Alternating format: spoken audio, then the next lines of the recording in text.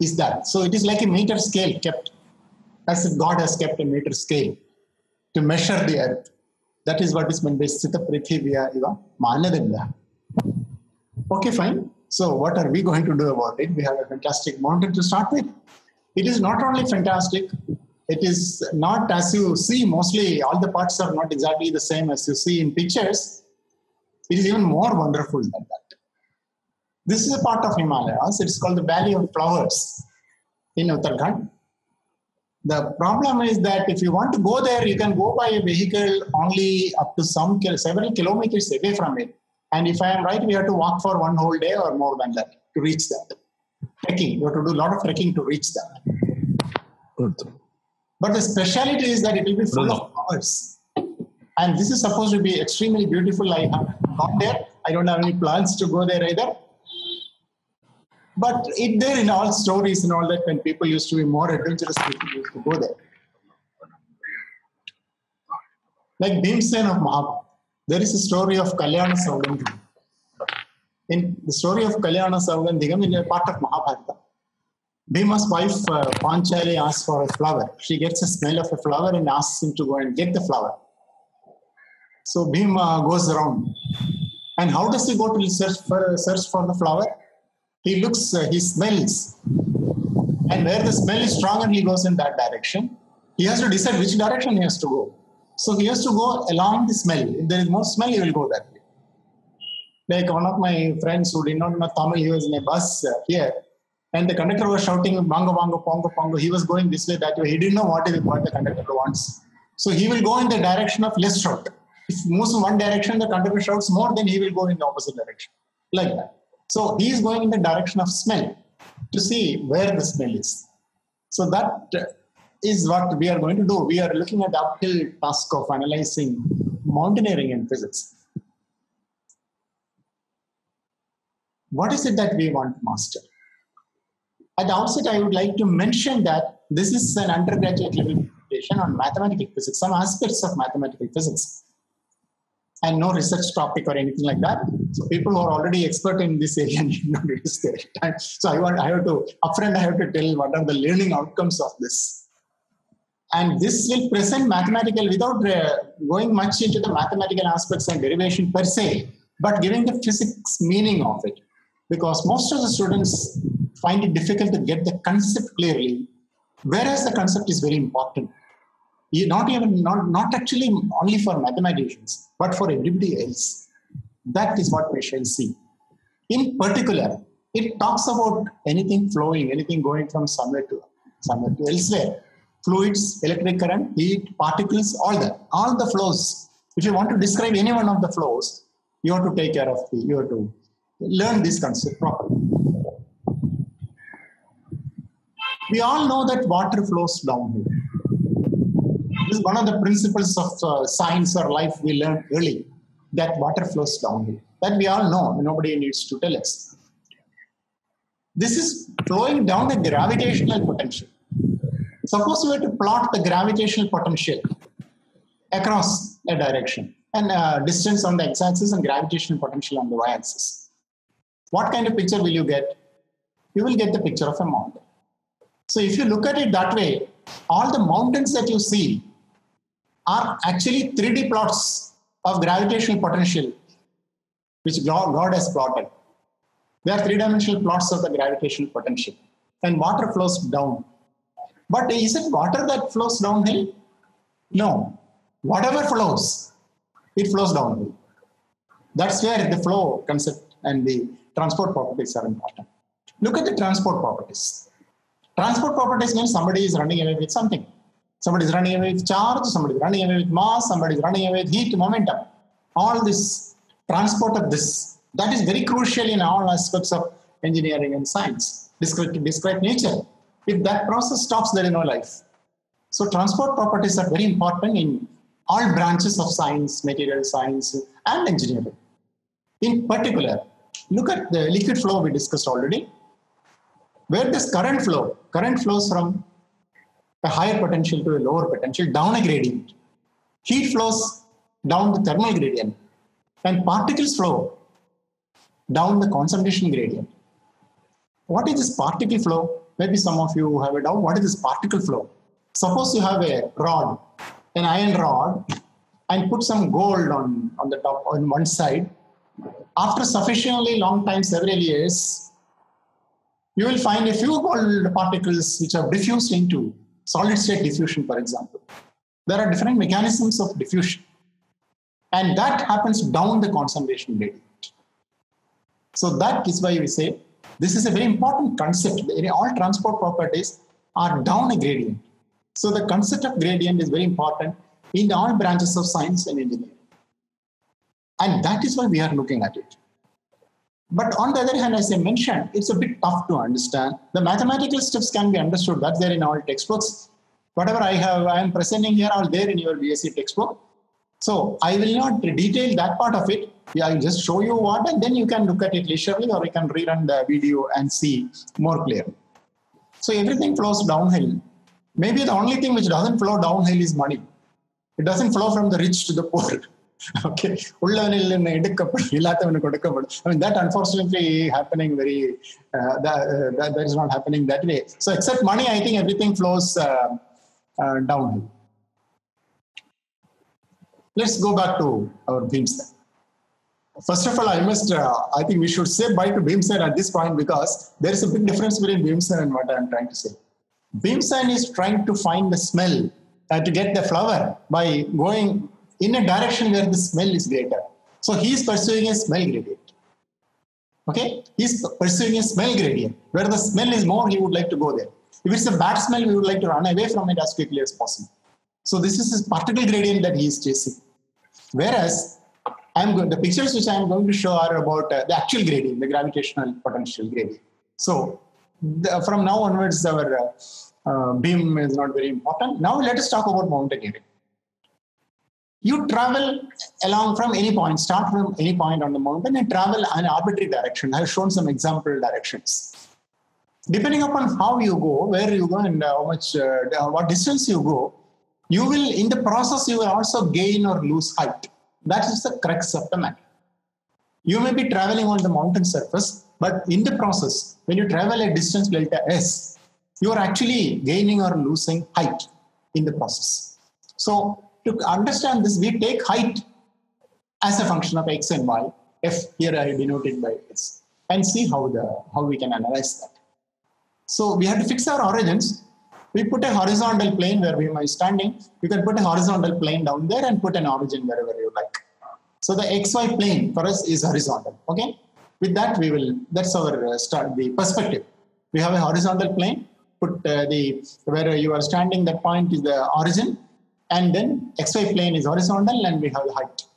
We are talking about how much height you gain or lose as we move, and depending on how we move. That's what we are analyzing in the beginning.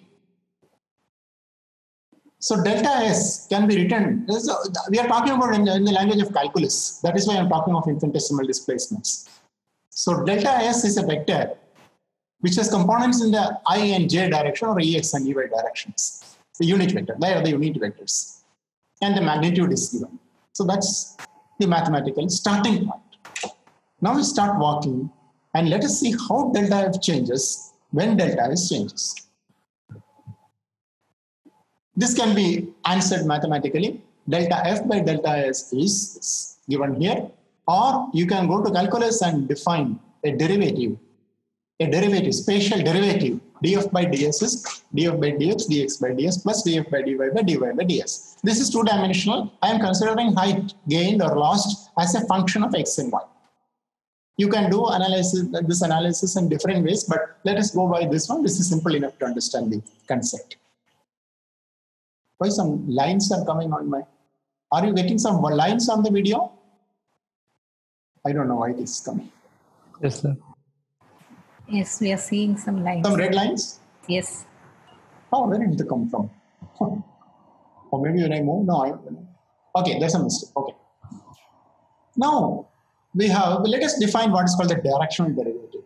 Does the derivative depend upon direction? Directional derivative, in which direction are we talking about? To understand that, let's define a unit vector. Start with ds. Again, I repeat, because it is an important point. F corresponds to the height lost or gained, and S is the distance which you actually move in terms of X and Y, which I have defined the coordinate system already and that plan. So ds is dx cx plus dy ey, and the ds square is of course given.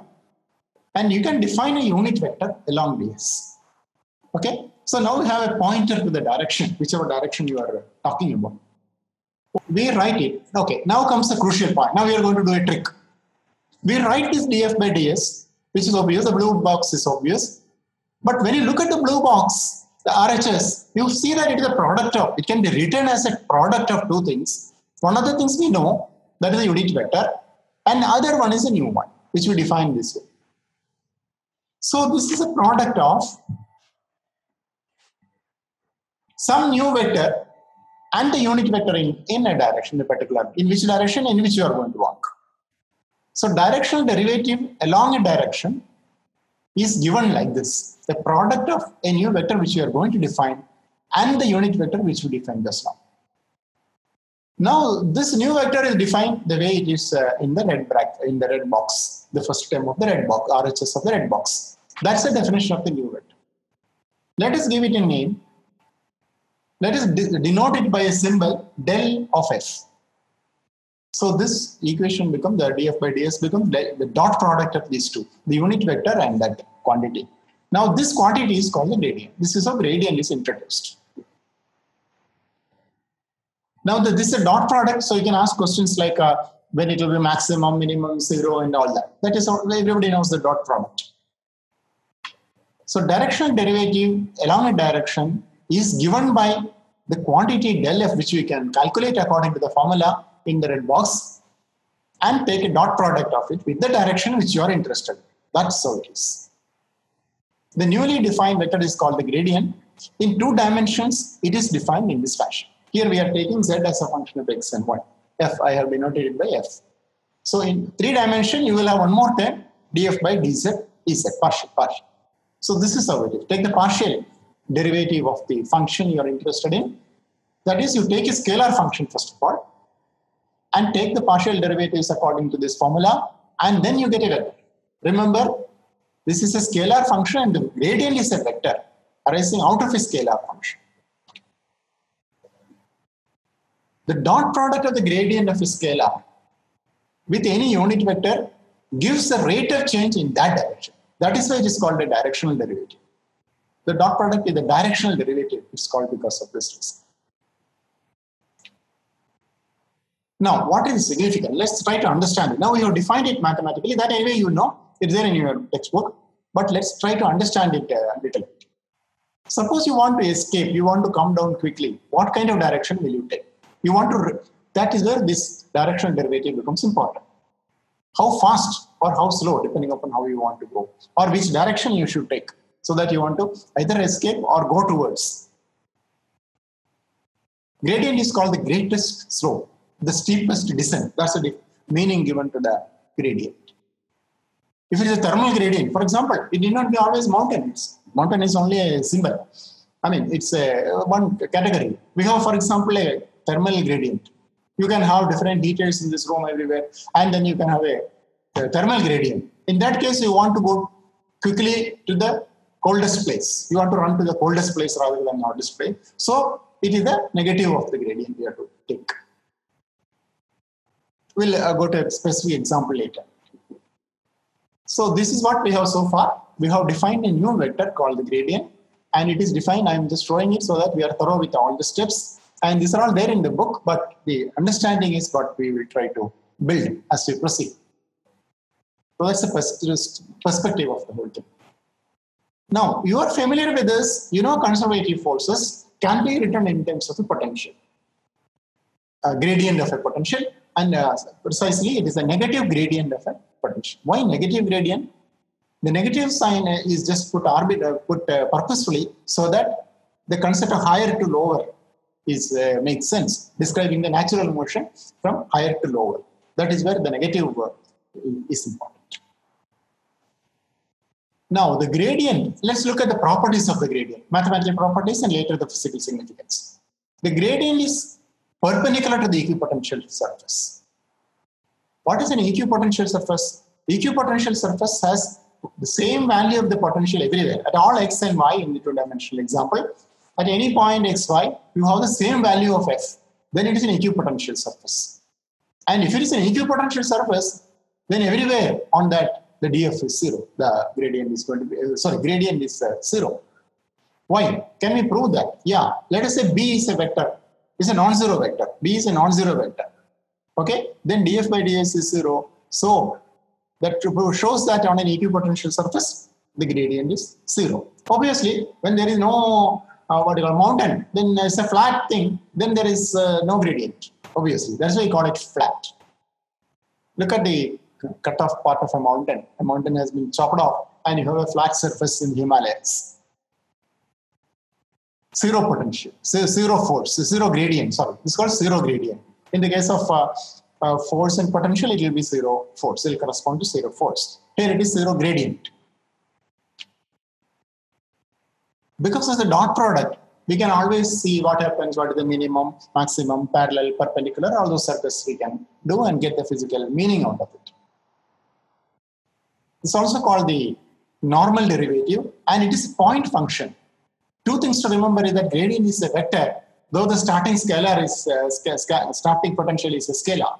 And then it is a point function. It is defined at every point.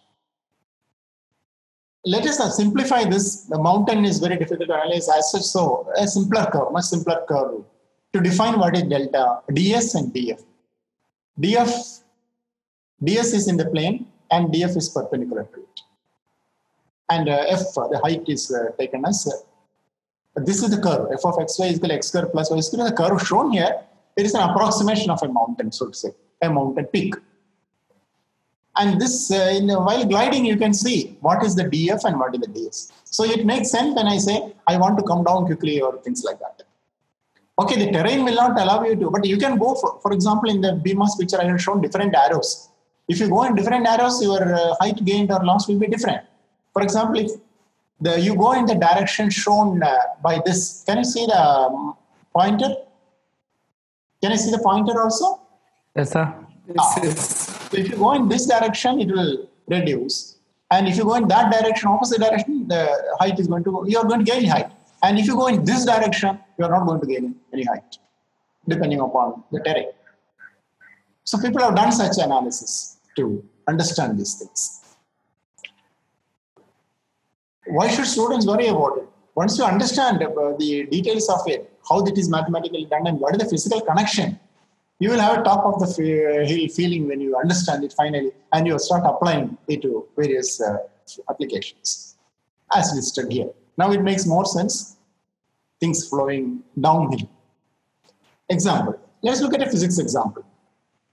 The electric field, we are talking about a conductor. A conductor is an equipotential. What do you mean by that? Where do we apply the concepts that we have learned just now? Any net charge resides only in the surface. And if you were to draw, you know this conceptually, right? Only thing you have to connect it to the concept of the gradient.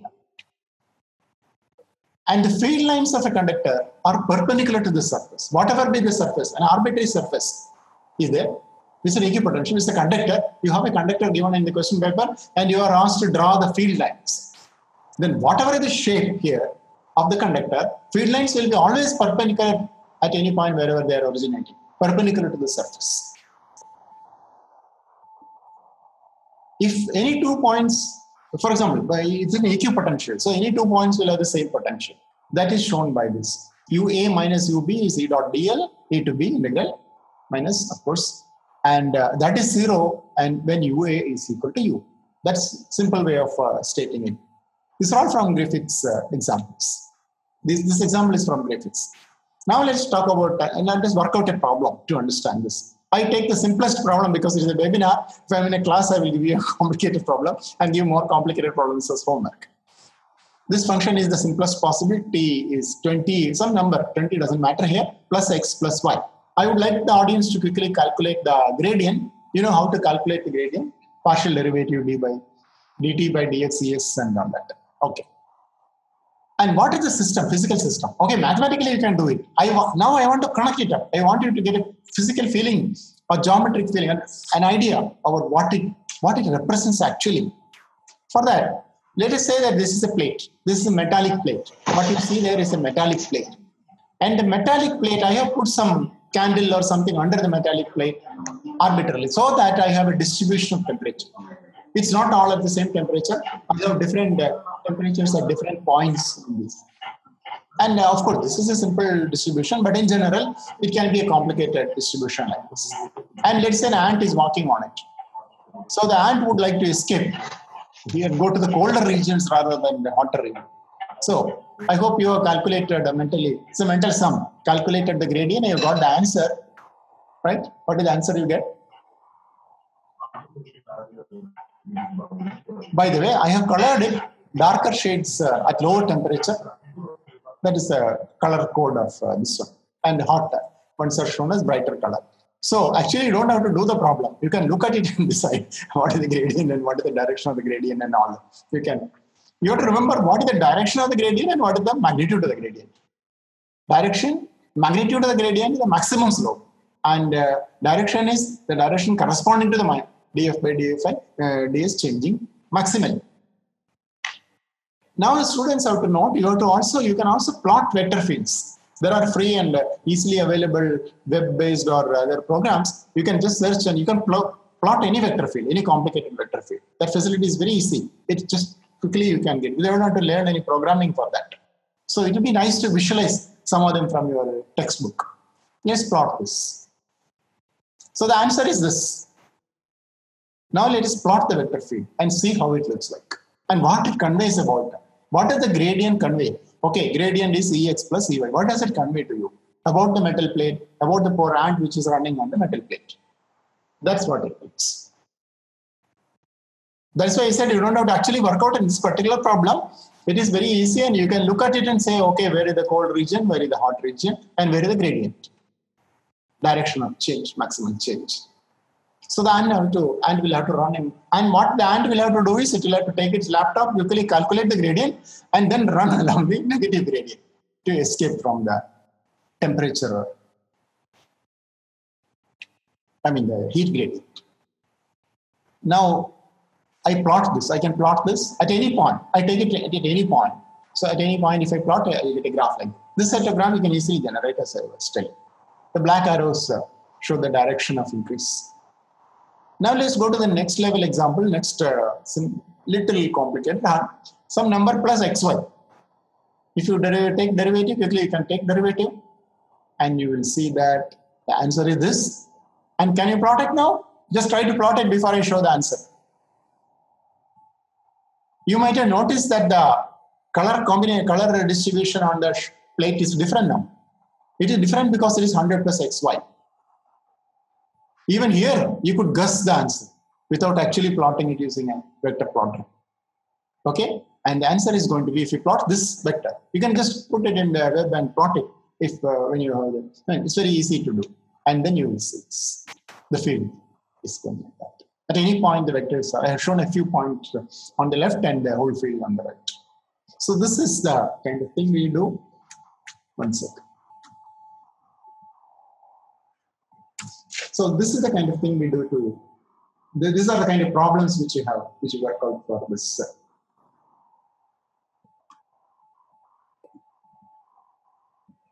Okay, I hope gradient is the easiest to understand. There are three things in three important concepts in vector calculus: the gradient, the divergence, and the curl. And gradient is the easiest to understand. There is not much. Now you may think that, okay, this is too easy, I knew all that. Let's go for mountaineering again. From mountain, we leave mountains down and we will try to come down to earth. And let us go to fountains. This picture is at the end of the world, at the end of India. It's a border to Tibet. And if you go there, this is the origin of river Saraswati. Saraswati flows for some distance and then it just disappears. This part you can see very clearly when you go there. What you see is a huge mountain there, a part of Himalayas. It's that the shop is there. They have written there, Hindustan ki Aakhri Antim Dukan. And that from behind that is this mountain from which Saraswati river flows in. And then you have an almost infinite mountain. From there, it's very difficult to trek. People rarely go there. It's so high. And then there is Tibet on top of that. So it's a huge, infinite looking like mountain from which the river Saraswati flows down. So now we talk about flow. This is not a fountain exactly, but it is a water flow from there. And the person who studied, not the Saraswati river, but the mathematics of it was, this was studied by John Carl Friedrich Gauss. You know the story when Gauss was in 5th standard or 6th standard, there was a teacher, maybe you know the story. The maths teacher wanted to take a nap. Teachers sometimes do such things in primary school and all that. So the teacher asked all the students to add 1 to 100, numbers 1 to 100, and thought that by the time they come with the answer, the teacher can have a nice nap. And the teacher started the nap, and quickly one boy comes and gives the answer. And that boy's name was Gauss. I leave it to you for you as an exploration to find out how Gauss quickly found the number, the sum of all the numbers 1 to 100. At that time, the formula was not available. Now you have a formula for series and all that. That is not available. Maybe that was available in some ancient Aryabhata's book, but he didn't know that anyway at that time. Okay, so that time people didn't know. Modern science did not know about the formula. But okay, let's come back to Gauss. Gauss has made so many significant contributions to both physics and mathematics. He says the enchanting charms of the sublime science. This sublime science appeals only to those who have the courage to go deeply into it. It's for them. So he has talked about a conservation principle. Not only a conservation principle, but a generalized conservation principle. That's what we are trying to arrive at in the next half an hour. I think we started about 10-15 minutes late, right? Okay. We start with the concept of flux. Flux means something is flowing on. Your physical image is that something is flowing out. But remember, something flowing in is also okay. Something is flowing out or something is flowing in, coming in. That is the flux. For example, field, an electric field, electric flux or magnetic flux. You have the electric field. So you imagine a surface and see how many of the, how many per unit area, how many lines are there, electric fields per unit area. That is the kind of definition you have. The point is that if you want to define a flux, you need a vector and you need a surface. That is the crucial point. You need a vector and you need a surface. The surface can be open or closed, but I think today I will stick mostly to closed surfaces later. Right now, there's an open surface which you are seeing. So you have the definition has an F and a dA, F dot dA. dA is the area vector and F is any vector. Now there are some mathematical niceties here. Area, is it a vector? Probably you have seen in your classes that area can be considered as a vector. And it is, the definition is like this. If you have any surface, the outward drawn normal, that is the direction of the area. Area can be given a direction. The outward drawn normal is the direction. So it is very nice. Then you have a doubt. What about flat surface? What is the outward drawn normal for the flat surface? Yeah, it is vague. You can define it either way. By convention, we may take up or something like that. But for in general, for a surface, it is defined as an outward drawn normal. So you can attribute a direction to the area. Now there are two vectors here. You need two vectors, the area and the force. The vector field. It is not one single vector as you may see in the picture. It's a vector field. Thousands of buffers jumping at you. Secondly, we are now talking about the surface integral, dx dy. The surface integral because we are talking about an area. The integration is done over an area. So this is a two-dimensional integral. It's called a double integral.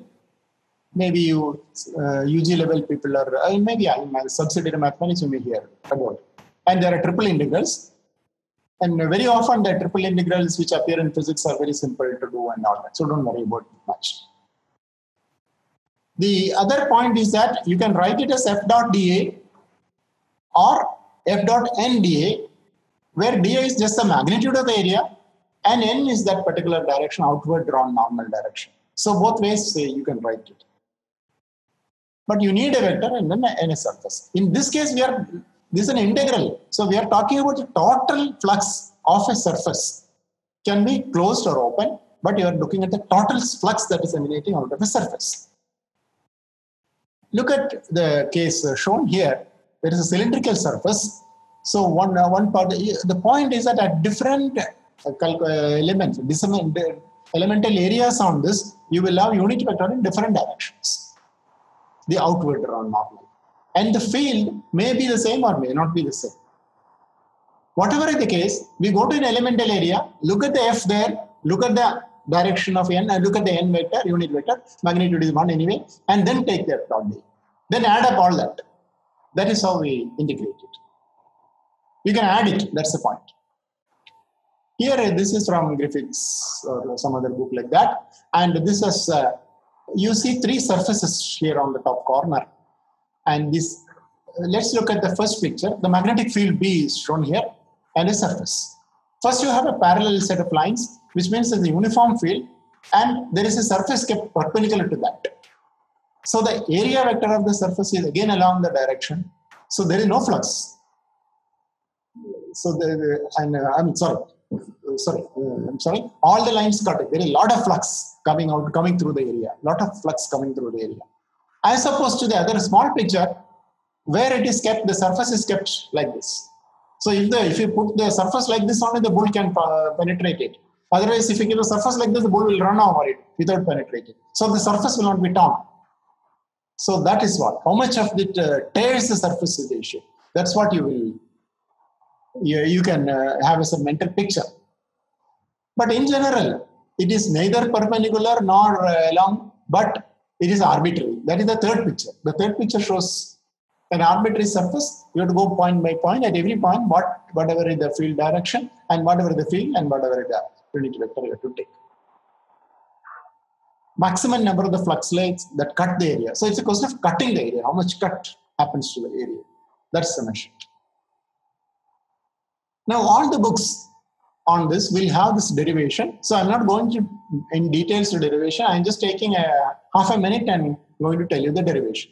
But I will just tell you the concept, what is being done there, and give you the final result. And you can go back, if you are curious, you can go back to your textbook and go by the, in fact, my slides also have all the steps. Okay, what is it that we are talking about? You have an arbitrary field, which is changing in X, Y, Z. And then I keep a box, an calculus box, infinitesimally small box somewhere. So at the center I call it as X0, Y0, Z0. So I have a field, I have 6 areas here. Okay, because the cube has got so many surfaces. So all that together. Now, I want to calculate how much flux goes out of each surface by the simple definition F dot dA. So I take elemental areas on each surface, 6 of them. But nicely I can pair them, 3 pairs of, I have 3 pairs. And I take pair by pair and then calculate how much flux is coming out of it. The question is, this box is kept in a field, and what is the total flux that comes out of it? So you start the calculation like this. You take first look at the XY phase, and that is perpendicular to EZ, and then calculate. So you are looking at the Z variation of it. Remember that the FZ is different at a distance delta Z by 2 and minus delta by Z. And it's a difference which will give you the net. You do that for that pair, do for the other pairs, and then you build up the entire. So as I said, you can go back and look at the derivation if you are not convinced through all steps, but what you finally get is this quantity. So the total flux that is coming out of the whole box will turn out to be what is shown in the light green box. RHS of the light green box has some bracketed quantity, and it's a volume element, a volume integral of that bracketed quantity. Now, at this point onwards, I would like to say, we are now talking about surface integrals and volume integrals. So this surface and volume refer to each other. In other words, now onwards, we are going to talk about a closed surface, which encloses a volume V and which has an area S. So area is of that surface which encloses a volume V. That's the connection between the S and the V, which we are going to show, the surface integral and the volume integral. Which is the surface, which is the volume, is a question. It's the same. The surface which covers that particular volume.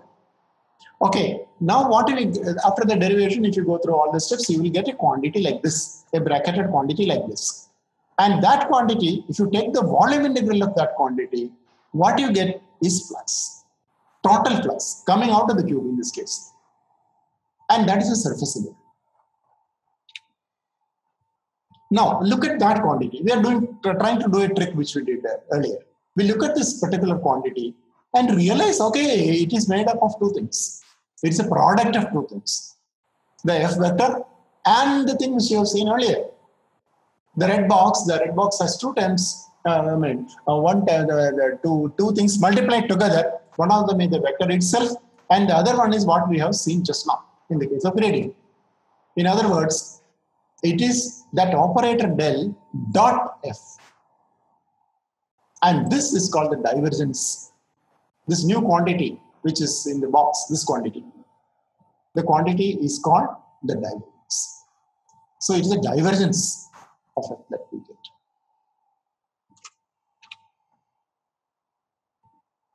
The flux, the total flux is F dot dA integral, and that is going to be the divergence of the force. So look at this. There is a vector F, and you have a surface integral of that vector. That is equal to the volume integral of the divergence of that vector, where the volume and surface are connected to each other. That is an understanding that we get.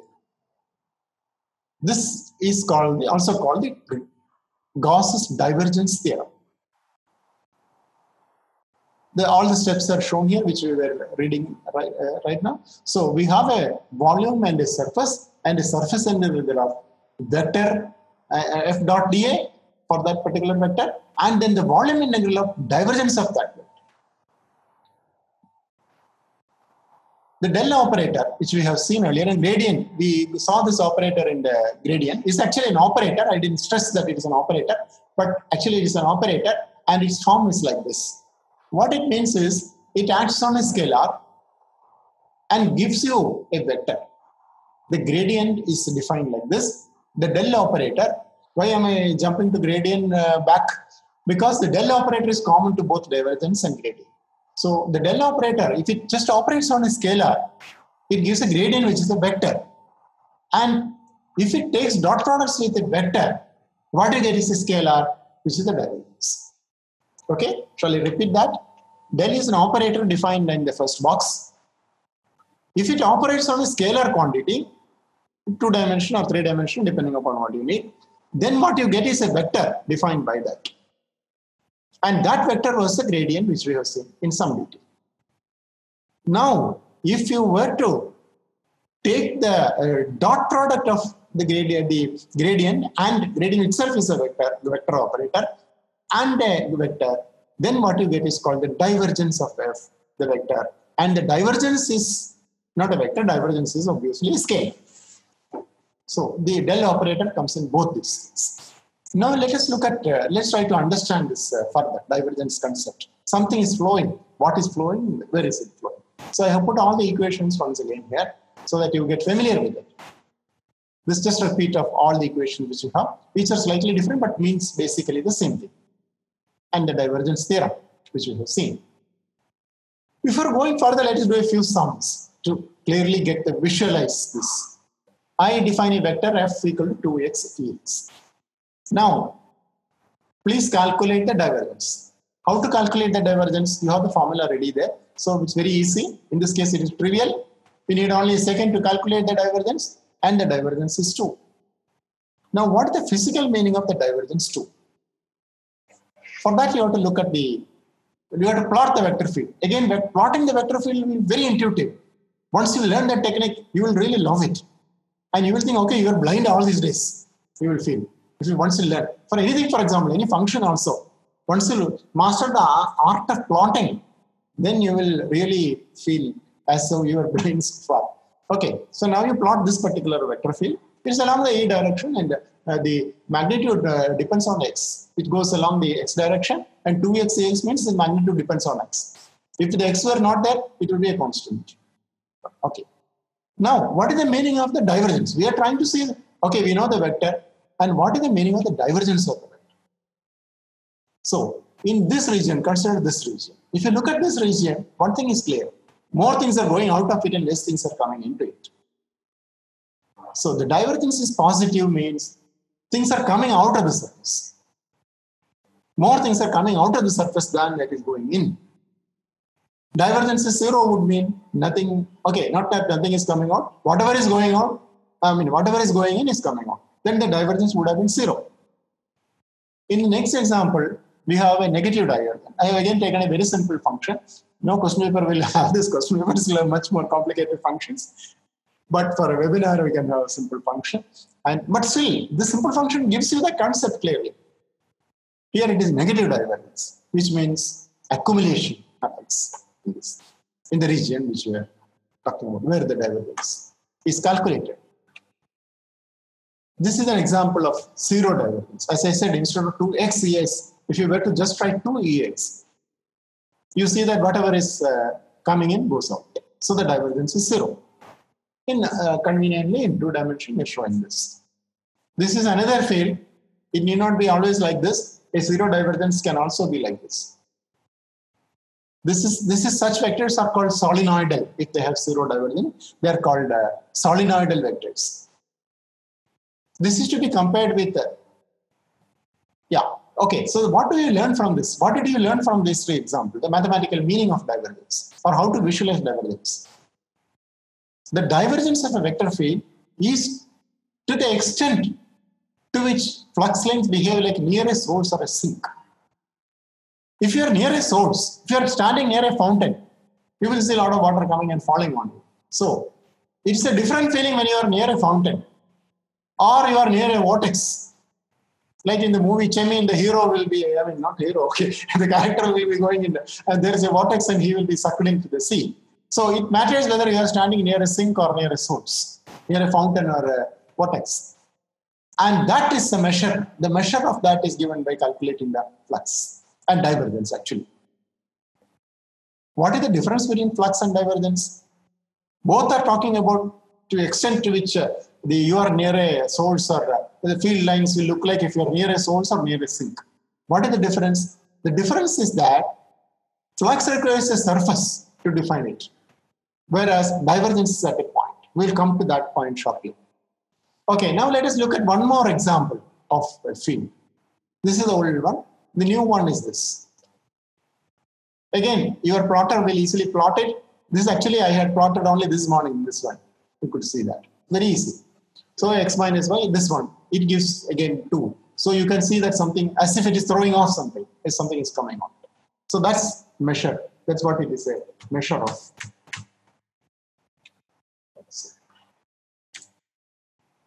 Okay.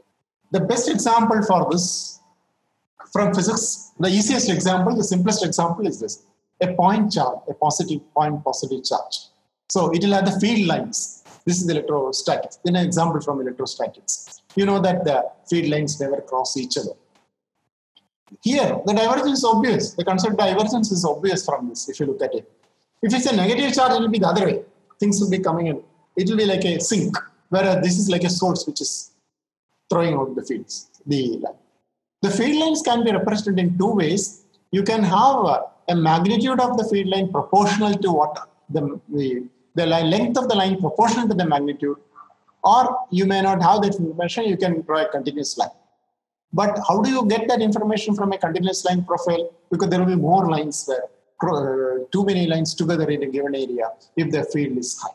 That's the way of representing the field. And this is again from Griffith, some BSc level problem in spherical polar. This is to calculate the flux, electrostatic flux through the surface of a sphere. It's maybe the simplest problem in this spherical polar in your book. So we have to calculate the E dot. Here the vector is E. So E dot ds is what we calculate. And ds corresponds to the sphere, the area. So q by 4 pi epsilon naught r square in the field, and then you calculate it. You put the integral correctly, and then what you get is q by epsilon naught. The answer to the problem is q by epsilon naught. So this is, of course, you know this is the Gauss's law in electrostatics. And you know the connection between that and the Coulomb's law. Okay, so now we have the integral form of the Gauss's theorem. But the curious thing here is, you can take any equipotential, any Gaussian surface, whichever Gaussian surface you take. Here, of course, I have taken a spherical surface. Whatever radius you take, you will still have only Q by epsilon naught, whatever charge is there in the region. How come? You may expect, suppose you imagine a small ball and there will be some divergence. If you have a larger area, you will think that there will be more divergence.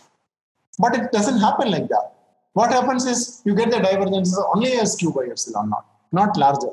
Even if you take a larger Gaussian surface. How is it happening? Can you think of it? It happens because of a simple thing, that the area goes as 1 by r square, and here the field goes as, the field goes as 1 by r square, area goes as r square. So they get cancelled. So whatever, whether you take a small one or a big one, you get Q by epsilon naught only. And that's the beauty of it. And this may not be mentioned as such in the textbook as such, but though the derivation and the concept will be given in the textbook. So this is an example of divergence. So we have come to some important principles in electrostatics by just looking at the vector and its divergence. Yeah, the flux is independent of the radius r. Homework is, what will be the divergence of a uniform vector field? You can calculate that. This is the integral form of the Gauss.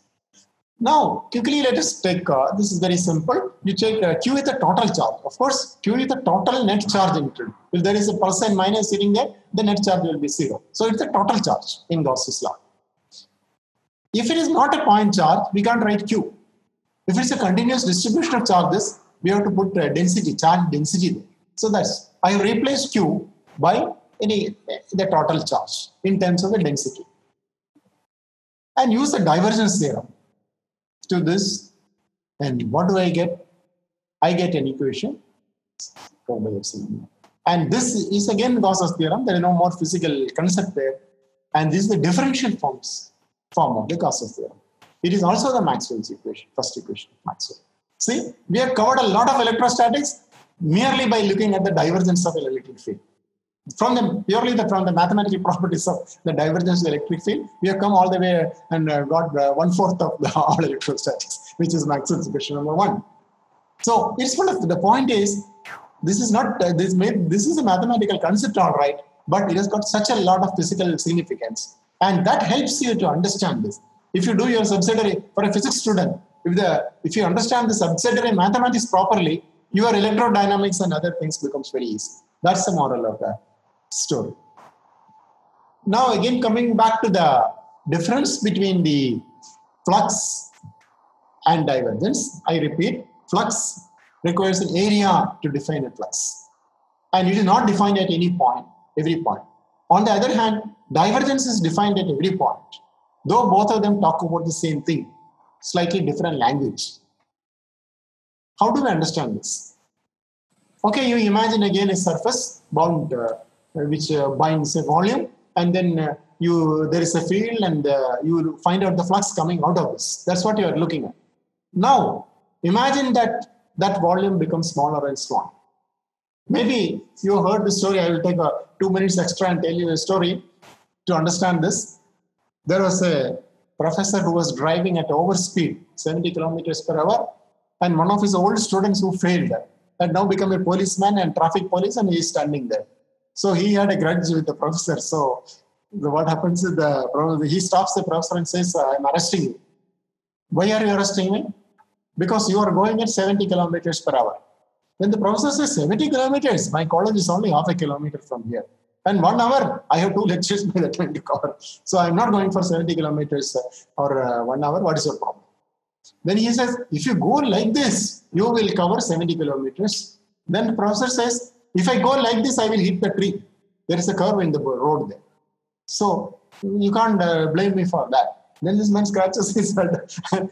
No, sir, what I mean is actually, how do you explain this? How will you explain this to the professor? Obviously, he is doing something wrong. No, sir, if you go for 1 hour, you will be covering 70 kilometers. And the rule says you have to go only 60 kilometers per hour maximum. Then the professor says, okay, now I understand. After 1 hour, I will be covering 70 kilometers. Then you come and arrest me after 1 hour. How can you arrest me now for something which I am going to do after 1 hour? Then the policeman goes mad and he says, at this instant, you are going at 70 kilometers per hour, high speed. Then the professor says, at this instant, I am here. At this instant, I am here. At t equal to t1, x equal to x1. At the next instant, I may be doing something else. How do you explain it to the policeman? I don't know how to explain to the policeman, but I know how to explain to the BSc student. You consider the distance delta x and you travel in a time delta t and shrink the distance. Delta x tends to 0. And then once it goes to 0, you're lost. When it tends to 0, you can take the limit. That's the concept of the limit. Okay, coming back to the main point, we are talking about the flux. We are talking about the flux coming out of a volume covered by an area. And then you shrink the volume. And in the limit, you define using calculus this way. So that is the difference between flux and divergence. It's a point function. Divergence is a point function.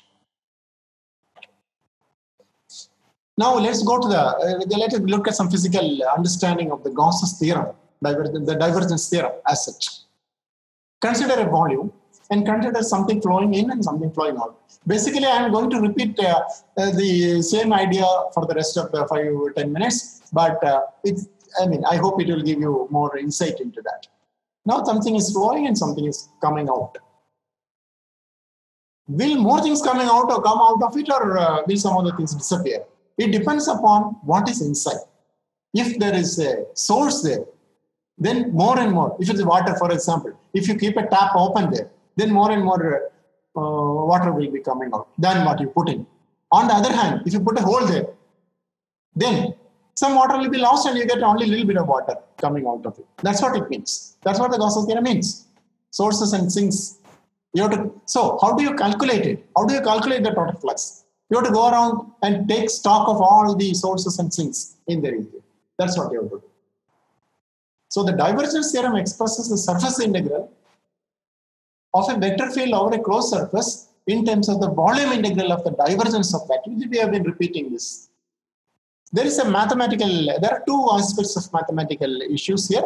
One, suddenly we are now talking about the three-dimensional integral, triple integral, and actually it's a triple integral and a double integral. It's very complicated compared to the usual integrals. Okay? But the good news, that is the bad news, and the good news is that you can convert a triple integral into a double integral. It's difficult to solve any integral. It's very difficult to solve a double integral. It is extremely difficult to solve a triple integral. So here you have a method. Sometimes you may be able to convert using this theorem a volume integral, a triple integral into a double integral. That's a mathematical aspect of it. So this is what the theorem says. It talks about the f dot dA and the divergence of a volume integral of the divergence of f. It actually means the integration of the sources and sinks. As I showed in the earlier picture, if you want to know the net flow, you have to go and keep account of all the tabs you have opened and all the holes in the floor and all the sources and sink to get the complete picture. So it is like this. You have a fountain. You have several fountains in a garden. And how much water will be coming out of the garden surface?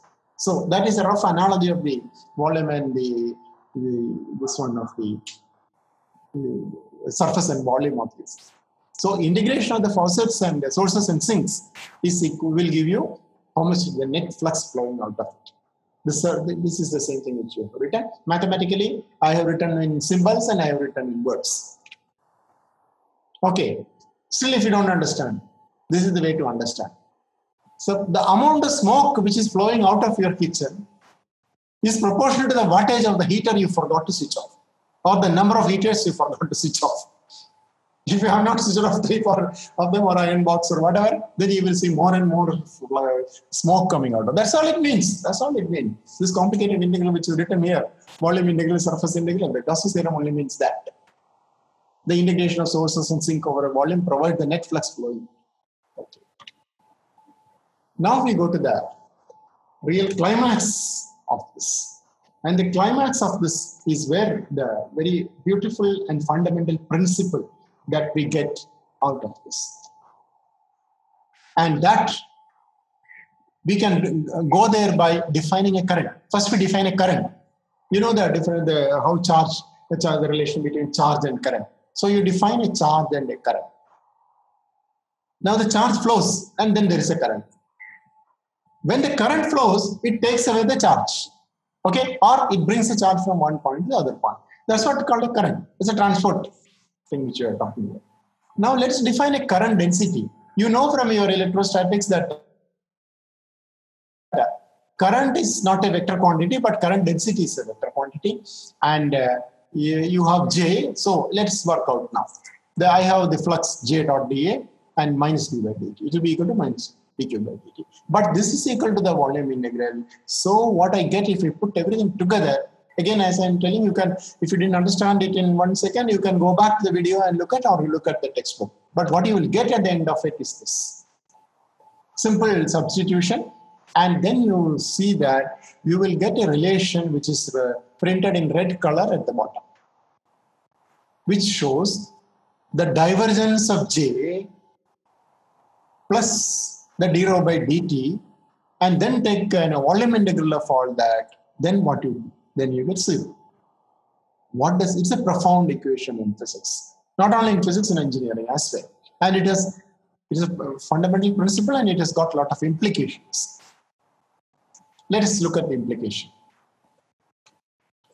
And it is true for any volume everywhere. So I can take it out of the integral also. And then I can write this. Now I have the equation here. Del J plus d rho by dt equal to 0. And the beauty of this equation can be seen if you write it as del dot J is equal to minus d rho by dt. Now what does this come? This is a very interesting situation where one equation describes many things. So we were talking about rho as the charge density. Yeah, I think I have used rho C as a symbol earlier, but this rho is actually the charge density. I'm talking about the charge density and the current. So this is actually, it says if it diverges, del dot J is minus d rho by dt, which means I'm talking about the conservation of charge. Charge is conserved, that's what it means. But it doesn't stop there. Now suppose rho is not a charge density, it's a mass density. It's actual density of some material. And then that thing flows. So it is a flow corresponding to that. For example, water flow. It can be the density of water. Then it is talking about the conservation of mass. So this equation tells you, this simple equation with only 2 terms here, it tells you about both the conservation of the charge and the conservation of the mass. Both are of fundamental importance to physics and engineering and any branch of science. That is the beauty of this equation.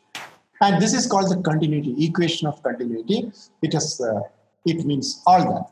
And see, we have come across all these great principles from first principles in about half an hour time by starting with the simple definition of the mathematical concept of divergence. So this is arising out of the divergence thing. What does this mean in this context, in the context of equation of continuity? It says in the absence of creation or destruction of matter, the density within a region of space can change only by having matter flow into it or out. That's what it means for charge or mass, both. That is actually the meaning of that.